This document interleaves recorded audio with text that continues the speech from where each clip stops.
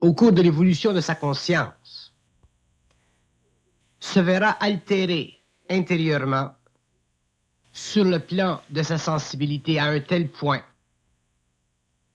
que se créera en lui une séparation entre sa nature dite naturelle et sa nature dite surnaturelle. C'est au cours de l'évolution de cette nature surnaturelle, c'est-à-dire de cette sensibilité extraordinaire qu'il percevra, que l'homme nouveau sera obligé de contrôler électriquement son énergie. Il sera obligé de contrôler électriquement son énergie car les événements de la vie créeront en lui facilement des chocs vibratoires si ces événements sont assujettis aux lois astrales de l'interférence. De sorte que l'homme nouveau se verra forcé, au cours de son évolution, de transmuter instantanément les interférences en une force intérieure nouvelle qui, graduellement, le libérera de toute interférence astrale. Ce qui crée dans l'homme l'interférence astrale, c'est le fait que son énergie psychique, son énergie universelle n'est pas parfaitement ajustée à ses principes inférieurs, de sorte que sa conscience cellulaire ne répond pas parfaitement à la puissante vibration de son énergie universelle. Cette condition peut créer chez l'homme une très grande souffrance, voire une souffrance aiguë, qui peut demeurer avec lui pendant des années, jusqu'à ce qu'il ait suffisamment évolué mentalement pour finalement pouvoir prendre le contrôle total de cette énergie et établir entre ses principes subtils et ses principes grossiers une harmonie parfaite, ce qui le libérera de la souffrance. Il lui permettra finalement de vivre comme il veut, comme il doit et comme il est bien pour lui. Mais l'évolution de l'homme vers cette condition ne sera pas facile parce que l'homme est un être complexe et les lois internes de l'homme ne peuvent lui être révélées qu'à travers la perception du contact entre l'énergie psychique et sa conscience cellulaire. La conscience cellulaire de l'homme est une conscience extrêmement sensible à toute impulsion psychique qui décroche en lui une impulsion électrique qui active son système nerveux et éventuellement le rendra extrêmement vital. Mais pour en arriver à supporter cette vitalité nouvelle, cette vitalité qui, au début, sera réfléchie comme une sorte de souffrance, il faudra que l'homme apprenne à parfaitement contrôler sa vie, c'est-à-dire à parfaitement contrôler les événements dans sa vie. Tant qu'il n'aura pas appris ceci, il sera assujetti à cette électrification de son système et il devra en arriver un jour à se créer un ordre de vie suffisamment raffiné pour qu'il ne puisse plus souffrir du contact entre son énergie psychique et sa conscience cellulaire. Le contrôle électrique de l'énergie chez l'homme nouveau sera fondamentalement une nouvelle sorte d'épreuve pour la conscience de l'homme. Il représentera la pointe extrême de son développement et aussi le test ultime de sa conscience mentale sur sa conscience émotive. Lorsque l'homme aura atteint un niveau de développement avancé de ce contrôle électrique de l'énergie, il commencera à percevoir que sa vie est sous son contrôle et qu'il n'y a de moins en moins d'empêchement à la manifestation créative de sa vie telle que lui le conçoit. C'est à partir de ce temps-là que l'homme commencera à connaître la liberté, la joie de la liberté et le pouvoir de se manifester dans le monde sur le plan matériel de la façon qui lui convient le mieux. Mais la prise de conscience de ce contrôle électrique de l'énergie ne sera pas facile parce que l'homme est un être extrêmement pollué par l'astral. C'est-à-dire que les forces astrales en lui, les forces animales, les forces sont extrêmement présentes et les forces de vie qui pénètrent à travers cette atmosphère ont beaucoup de difficultés à s'ajuster à sa conscience cellulaire, de sorte que l'homme, en retour, a beaucoup de difficultés à sentir le contrôle électrique de son énergie. Et pourtant, ce contrôle électrique de l'énergie fait partie naturelle de la conscience humaine. Mais l'homme a perdu cette conscience et il devra la retrouver à un autre stage de l'évolution. Pour donner un exemple simple et graphique du contrôle de l'énergie électrique chez l'homme et de sa nécessité, dans la mesure où l'homme n'est pas capable sur le plan matériel de contrôler les événements de sa vie et d'amener la vie à se plier à sa volonté sur tous les niveaux de son expérience, à tous les plans de son expérience, il y a en lui un manque de contrôle électrique de l'énergie. Lorsque l'homme sera arrivé à un niveau d'évolution supérieur, il ne sentira plus en lui la lutte entre les forces de vie manifestées à travers l'événementiel et sa conscience humaine, sa volonté, son intelligence. Il sentira une harmonie parfaite, une présence très grande sur le plan matériel. Mais tant qu'il n'aura pas contrôlé électriquement son énergie, il ne pourra pas percevoir la densité mentale de sa conscience. Il ne vivra sa conscience que sur un plan purement égoïque, au lieu de la vivre sur un plan de grande concentration, sur un plan de grande intelligence instantanée, sur le plan d'une volonté parfaitement ajustée à cette intelligence. Si l'homme de l'évolution a survécu, si l'homme de l'évolution a été prisonnier de la survie pendant des millénaires, c'est parce qu'il n'avait pas le contrôle électrique de son énergie. Alors que l'homme de l'évolution, lui, prendra la vie par les cornes et l'amènera finalement sous son contrôle de façon parfaite.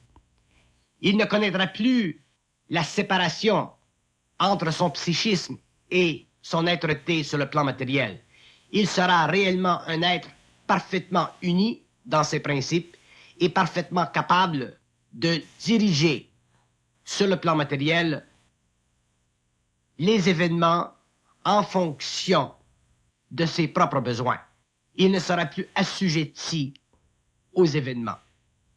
Mais la complexité de l'organisme humain sur tous les plans fait de l'homme un être qui ne peut pas facilement passer de la perméabilité à l'imperméabilité. Il ne peut pas passer de l'absence de centricité à la grande centricité d'un jour à l'autre. Il y va d'une très grande et profonde transformation de ses centres. Il y va d'une capacité chez lui de développer une plus grande conscience de son être, une plus grande réalisation que c'est lui, dans le fond, qui doit dominer l'événementiel de la vie.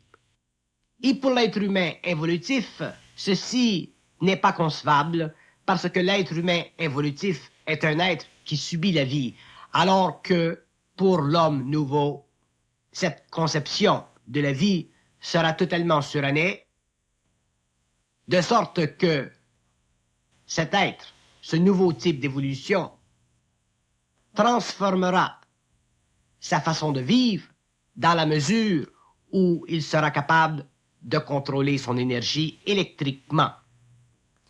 Il ne s'agit pas pour l'homme de comprendre les aspects internes de cette énergie électriquement composée. Il s'agit pour l'homme de réaliser les principes fondamentaux de sa conscience pour en arriver finalement au contrôle électrique de cette énergie. Et un des grands principes fondamentaux de la conscience de l'homme est celui-ci.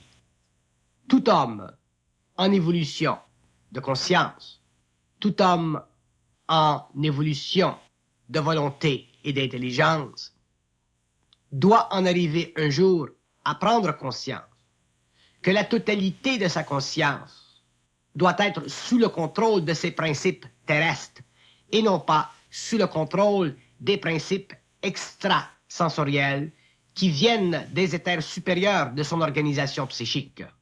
Autrement dit, l'énergie de l'homme doit être totalement sous le contrôle de l'homme et jamais plus sous le contrôle des forces occultes qui font partie de l'organisation interne de son moi. L'homme est un être qui ne se connaît pas. Et la raison pour laquelle il ne se connaît pas est simple. C'est que il ne s'est jamais amené à tester sa puissance. Il a toujours vécu en fonction de ce que la vie amenait vers lui, mais jamais en fonction de ce que lui pouvait créer dans la vie. Et pour cette raison, l'homme est devenu, au cours des millénaires, un être paresseux, c'est-à-dire un être qui s'est constamment désengagé de sa conscience, qui, elle seule, peut parfaitement électrifier ses cellules et donner à son mental le pouvoir sur les événements et éventuellement le pouvoir sur la matière. L'homme est un être qui pense en fonction des possibilités qu'il a reconnues au cours de son expérience. Mais il ne sait pas que les possibilités qu'il a connues au cours de son expérience ne sont qu'à la mesure de sa faculté évolutive. Alors que ces facultés doivent être à la mesure de son potentiel évolutif, c'est-à-dire de son potentiel volontaire, potentiel qui l'amènera éventuellement à contrôler électriquement son énergie et à puiser dans la vaste réserve de sa science et de sa conscience les outils nécessaires pour transmuter constamment ses principes et donner à sa vie une allure de plus en plus surnaturelle. L'évolution de la conscience supramentale sur la Terre n'est pas simplement une évolution d'ordre philosophique, elle est aussi une évolution d'ordre électrique, d'ordre organisationnel sur le plan psychique. L'homme doit en arriver un jour à sentir en lui la totalité et l'unité de sa conscience, l'unité de son pouvoir et l'unité de son action. Il ne peut pas être indéfiniment séparé, divisé, fragmenté en potentialité. Il doit devenir lui-même un potentiel parfaitement unifié, c'est-à-dire une capacité créative incarnée, une capacité créative capable de supporter le choc, la pulsation de l'énergie psychique parfaitement harmonisée à son potentiel électrique humain. Le contrôle électrique de l'énergie sera demain l'aspect le plus important de la conscience de l'homme et l'aspect le plus vital de sa conscience cellulaire. C'est à partir de ce contrôle que l'homme passera de l'involution à l'évolution.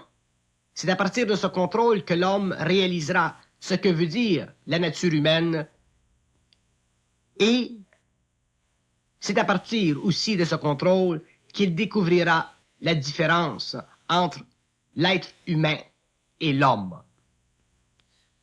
Le phénomène de l'homme est un phénomène en évolution et la condition psychologique de l'homme qui le fait vibrer sur tous les plans de son être évoluera avec le temps. Et avec le temps, l'homme découvrira que la résonance vibratoire en lui doit être parfaite, de sorte que ce qu'il sait, ce qu'il pense, ce qu'il veut, devra devenir demain l'expression absolu de ce qu'il peut. Donc, la volonté de l'homme et le pouvoir de l'homme deviendront un. Mais ceci ne se fera que dans la mesure où l'homme aura pris le contrôle électrique de son énergie. Les événements qui sont créés dans la vie sont créés en fonction de sa conscience astrale. C'est-à-dire que la conscience involutive de l'homme est programmée dans la mesure où l'homme a besoin de vivre une certaine programmation pour la manifestation planétaire de sa conscience. Lorsque l'homme aura évolué au-delà de cette condition, il ne sera plus assujetti à la programmation planétaire, de sorte que son potentiel électrique sera immensément accru et la conscience de l'homme sera proportionnellement immensément raffinée. C'est à ce moment-là que l'homme sentira en lui une très grande distance d'avec l'être humain de l'involution.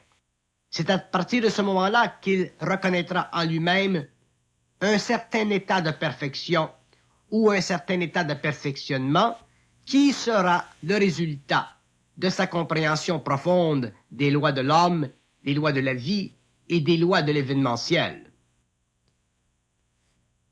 Autant l'être humain a été assujetti aux événements pendant l'évolution, autant l'homme nouveau, l'homme réel, l'homme intégral, sera au-dessus des événements de l'évolution. Et c'est pour cette raison que l'homme nouveau sera un être parfaitement bien dans sa peau, c'est-à-dire un être parfaitement équilibré sur le plan psychique, parce que, électriquement, il sera parfaitement coordonné.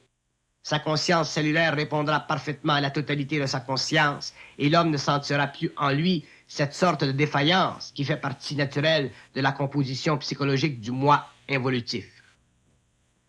Ce qui empêche l'homme de contrôler électriquement son énergie, c'est cette incapacité subtile en lui de sentir son propre pouvoir. L'homme laisse son pouvoir glisser entre ses doigts. Il ne se donne pas la chance de prendre ce pouvoir et de l'exercer parce qu'il existe en lui des mécanismes subjectifs, des mécanismes émotifs qui font de lui un être passif, un être susceptible d'être dominé au lieu d'un être capable de dominer. Et l'homme doit dominer sa situation de vie. Il doit toujours être le facteur dominant dans la coexistence de l'invisible avec le matériel. Il ne doit pas y avoir d'espace dans la vie de l'homme pour la présence manifestée et psychique de l'invisible. L'invisible et le matériel doivent être parfaitement harmonisés, parfaitement unifiés, afin que l'homme naisse et que l'être humain meure, afin que l'évolution commence et que l'involution cesse. Pour ceci, il faudra que l'homme prenne conscience de son potentiel. Il faudra que l'homme réalise qu'il n'y a pas, dans le fond, de limite à son expression, de limite à sa volonté, qu'il n'existe pas en lui d'impuissance, que la seule forme d'impuissance naît du doute qu'il a face à lui-même. Et tant que l'homme aura ou vivra le doute face à lui-même, à quelque niveau de sa conscience que ce soit, il ne pourra pas contrôler parfaitement l'énergie de sa conscience psychique.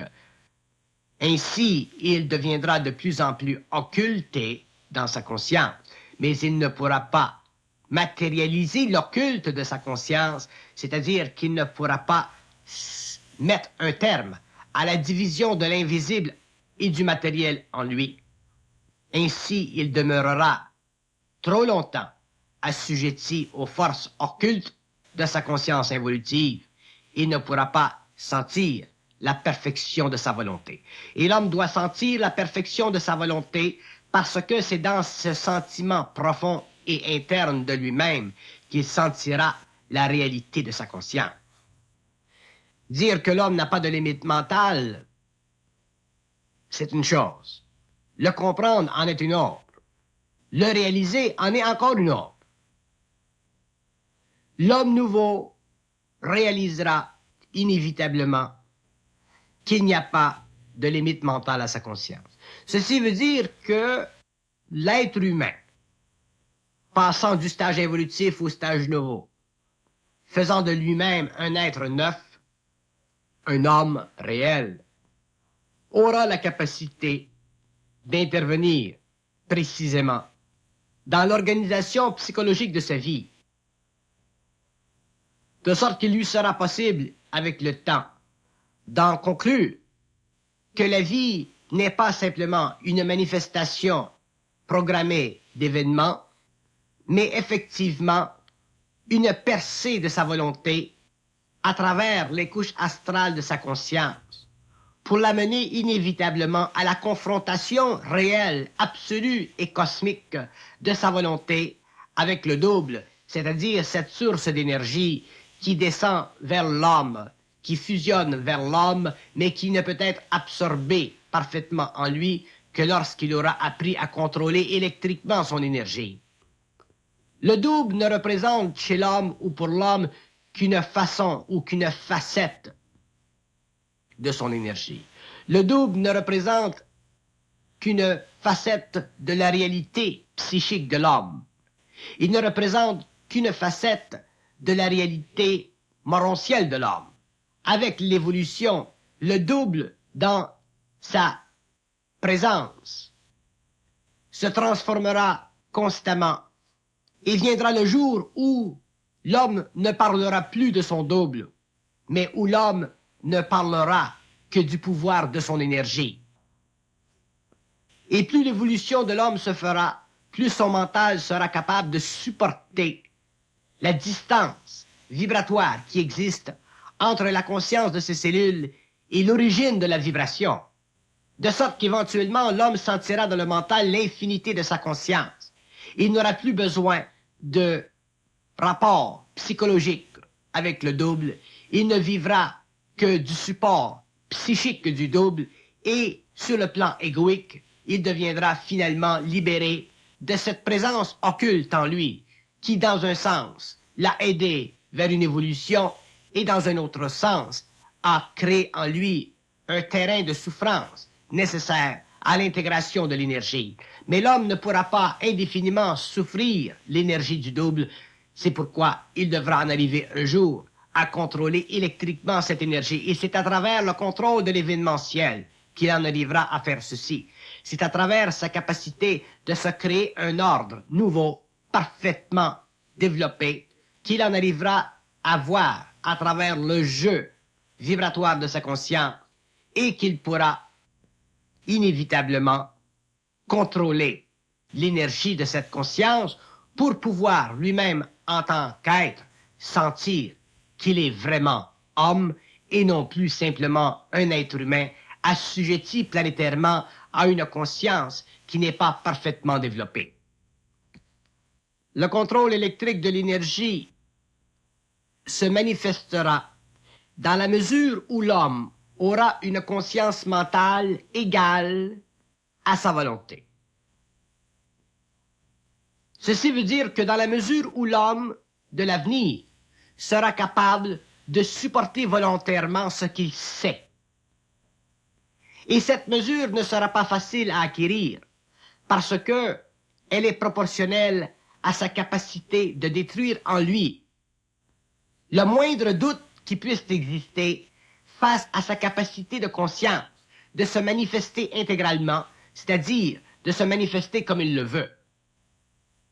Plus l'homme sera capable de manifester sa conscience selon sa volonté, plus il sera capable de contrôler électriquement son énergie, plus il entrera dans le mental des cellules, plus il aura accès à une infinité de savoirs, donc à une infinité de possibilités pour ouvrir sur le plan matériel un champ d'expérience qui coïncidera parfaitement avec l'équilibre de ses principes. Mais tant qu'il n'aura pas compris la relation parfaite entre sa puissance et l'actualisation de son énergie, il ne pourra pas vérifier dans le concret de sa vie l'expression créative de son moi et la capacité créative de sa volonté. Il demeurera toujours un être humain et ne sera pas encore un homme.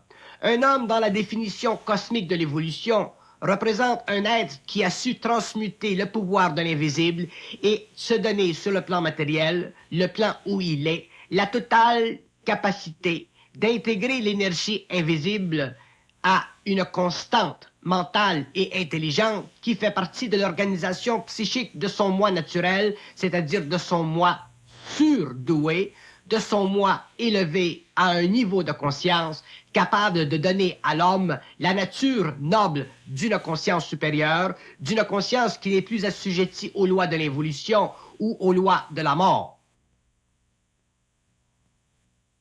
C'est au niveau du contrôle électrique de son énergie que l'homme en arrivera à pouvoir donner à sa conscience humaine la totale définition de son caractère naturel, c'est-à-dire sa capacité de créer sur le plan humain, avec la totale liberté d'un mental perfectionné à la hauteur de son origine, c'est-à-dire à la hauteur de son énergie sans coloration astrale. Lorsque l'être humain disparaît, l'homme grandit. Lorsque l'impuissance disparaît, la puissance grandit. Lorsque la fausse volonté disparaît, la grande et réelle volonté apparaît dans la vie de l'homme et nous avons finalement un produit ou un modèle d'évolution qui ne fait plus partie des archives planétaires de l'évolution, mais qui fait partie du pouvoir, de la puissance créative de la nouvelle évolution à laquelle l'homme est rattaché, à laquelle ou envers laquelle il est en relation et à travers laquelle il est puissamment énergisé. L'homme nouveau sera un modèle d'évolution et non pas simplement un modèle expérimental de conscience. Et lorsque nous disons qu'il sera un modèle d'évolution, c'est lui-même qui créera son propre modèle d'actualisation de l'énergie sur le plan matériel. Et ce modèle sera construit dans la mesure où il sera capable, en tant qu'homme, de supporter la vibration et de parfaitement électrifier sa conscience afin que les événements de sa vie coïncident parfaitement avec ce qu'il veut et non pas simplement avec ce qu'il doit vivre pour en arriver à une expérience quelconque. L'homme nouveau ne vivra plus d'expérience, il vivra simplement de manifestation de son énergie. Il sera l'expression catégorique et absolue de la volition mentale humaine nouvelle en relation parfaite et harmonique avec les forces cosmiques qui sous-tendent l'organisation psychique du moi et qui donneront à l'homme nouveau une nouvelle constante universelle, c'est-à-dire une nouvelle conscience universelle.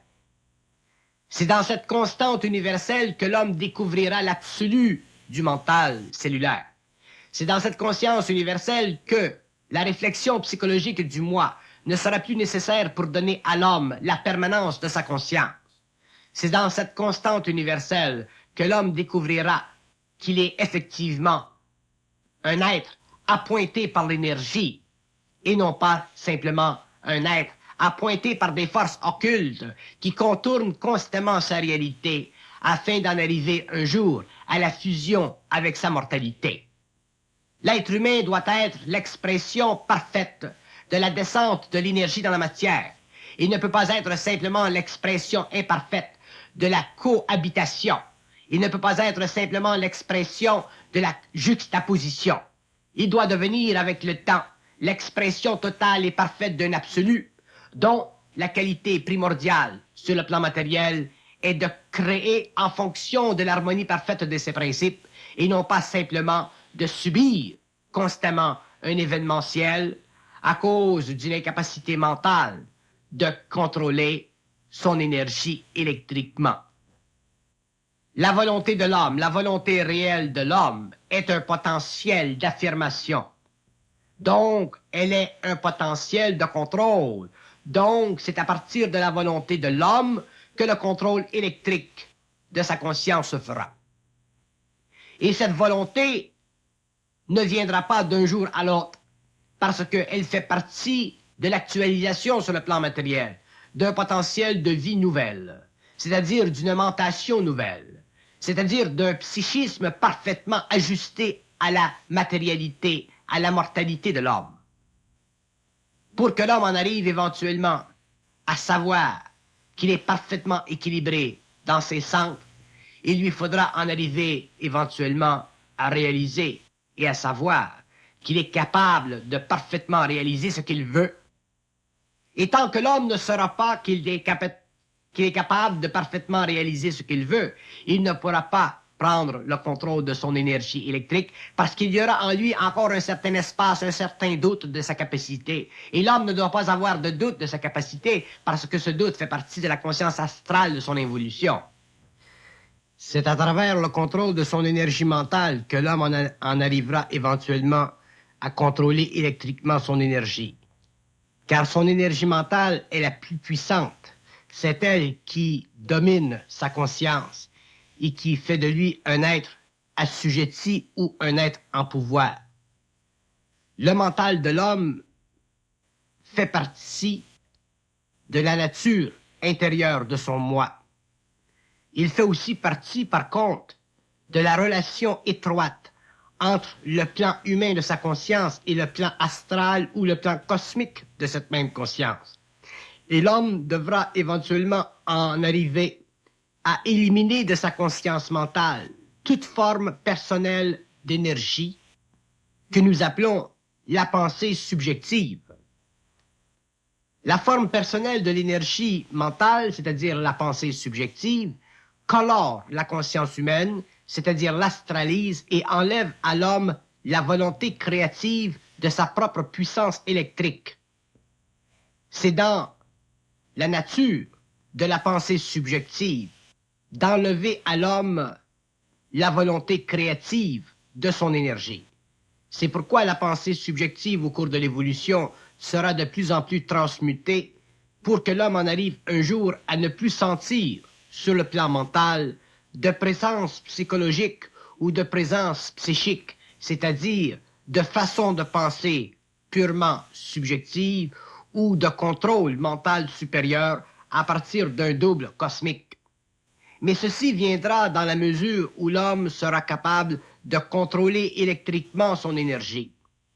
Parce qu'au cours de cette évolution, alors qu'il en arrivera à faire ceci, l'homme réalisera qu'il domine tous les principes qui construisent ou qui sous-tendent sa conscience. Et il domine ces principes dans la mesure où il est capable, en tant qu'être, de supporter le vide de sa conscience et dans un même temps de faire apparaître sur le plan matériel le plein de cette même conscience. L'homme supportera le vide dans sa conscience en dépersonnalisant son mental et il fera apparaître sur le plan matériel le plein de sa conscience en manifestant électriquement son énergie, en contrôlant électriquement cette même énergie afin de pouvoir attirer vers lui les événements nécessaires à la construction harmonieuse de sa vie. L'être humain est un phénomène en évolution instantanée. Il représente la qualité absolue de l'énergie de se manifester absolument dans l'instantané. Et dans la mesure où l'homme passera de l'involution à l'évolution, cette qualité de la conscience humaine sera de plus en plus manifeste et l'homme découvrira que la nature de son être ne relève pas de sa relation ultimement occulte avec l'infini, mais de sa capacité ultimement infinie de dépersonnaliser l'occulte et de créer sur le plan matériel une relation étroite entre le mouvement de l'énergie et sa volonté.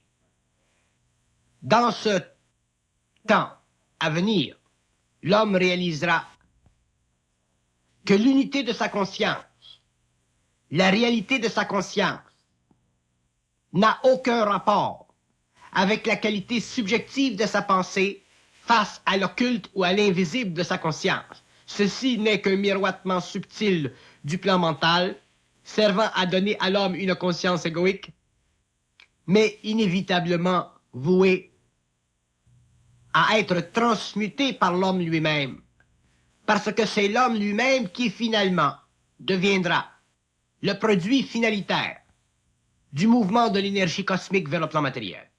C'est l'homme lui-même qui deviendra inévitablement le facteur absolu et constant de l'énergie des plans les plus élevés aux plans les plus bas. c'est l'homme lui-même qui, éventuellement, représentera dans le cosmos l'unité de ce qui est connu sous le nom d'énergie cosmique. Pendant l'évolution, l'homme dut subir cette énergie, parce que pendant l'évolution, son mental n'était pas exercé à la totale manipulation à travers la volonté ultimement humaine de l'énergie.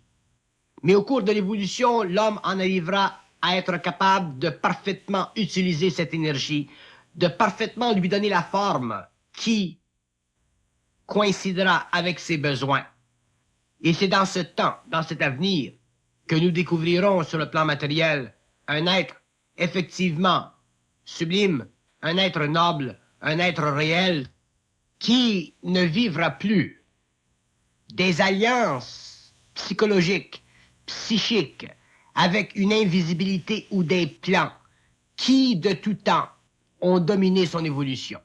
Nous découvrirons un être réel qui aura finalement brisé la polarité psychologique de l'ego, qui aura finalement rompu avec les dispositifs émotifs de la conscience évolutive pour finalement s'attribuer tout le pouvoir possible selon sa capacité d'en supporter l'énergie. Et dans la mesure où l'homme sera capable de s'attribuer tous les pouvoirs possibles en fonction de son évolution, nous découvrirons un homme de plus en plus avancé dans tous les domaines de l'expression de l'énergie.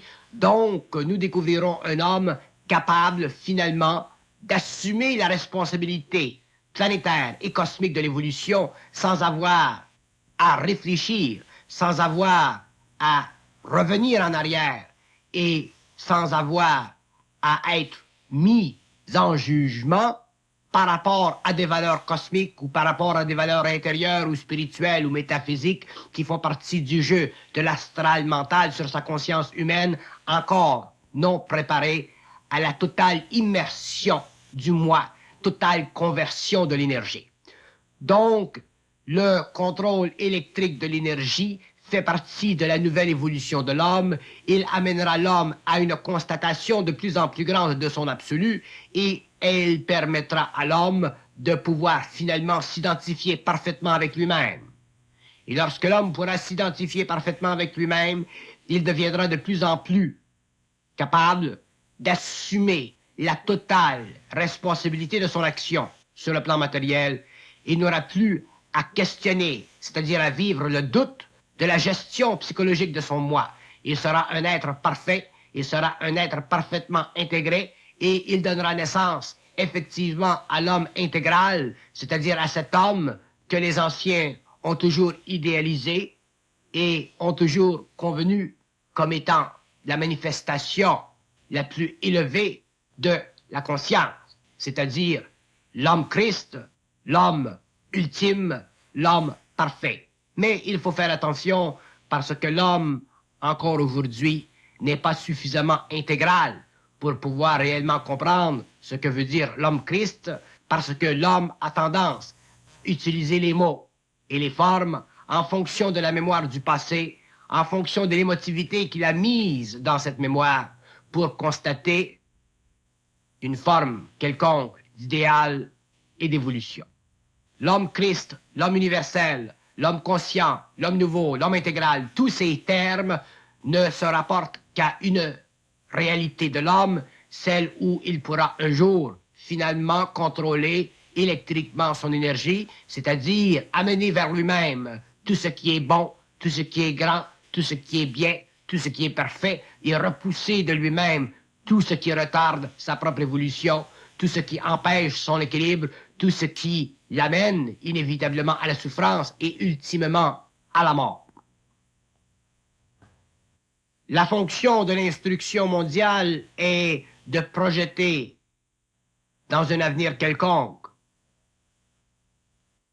la définition future de l'homme. Sa fonction est de décrire un peu ce que l'homme nouveau sera. Il est inévitablement impossible à l'homme d'aujourd'hui de parfaitement comprendre ce que veut dire l'homme nouveau. Même l'instruction ne peut pas le rendre parce que l'homme nouveau ne sera que lorsque lui-même sera. Mais l'instruction peut facilement expliquer, jeter de la lumière sur cet homme et en révéler les contours, afin que l'homme évolutif, passant de l'évolution à l'évolution, puisse graduellement perfectionner sa nature, perfectionner son rapport avec son intérieur, comprendre la mécanicité de son intériorité pour en arriver un jour à être parfaitement libre sur le plan de l'énergie, du mouvement de cette énergie à travers ses principes. C'est alors que l'homme contrôlera électriquement